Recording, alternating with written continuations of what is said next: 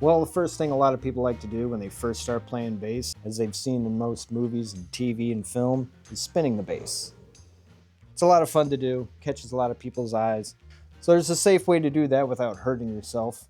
You do have to realize how far out this bottom bevel goes so you don't hit your knees or your legs. Make sure you stand out far. Have a nice loose grip with the left hand on the fingerboard. Always keep a nice grip, loose grip on the neck in case it flows this way or that. There's a lot of different ways to do it. I like to wind it up first before you give her a spin.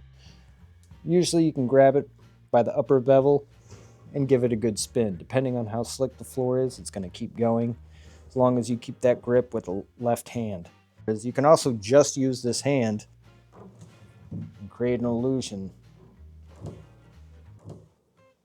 But either way, you want to just have fun with it and give a little flair to your performance. Well, another thing that's very specific to me, I've taught it to a couple other people, is bouncing the bass. This is a lot of fun. I used to do it when I played on the street just to get people's attention. You know, look over here, there's something weird going on.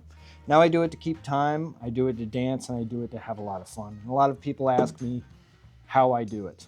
And this is very dependent on how high your bass is set from the end pin. Specific to having the bevel this high up off the ground, having your end pin at this height allows me to get my foot under the bass and I can lift it while keeping my heel on the ground, pivot it any direction I want, and bounce it up and down. I like to do that to keep rhythm, to keep tempo, and to keep people guessing on what's happening on stage. So it gives the illusion that I'm using this hand to do it when I can do it without any hands at all, because I can also rest it on the back of my knee while I bounce it. So it's a lot of fun, but as long as it doesn't affect the actual playing, you can have a lot of fun dancing with your bass.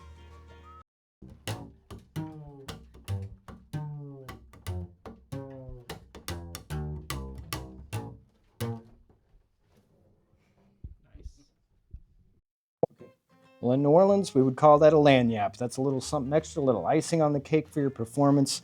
Give yourself a little extra flair, and above all else, have fun.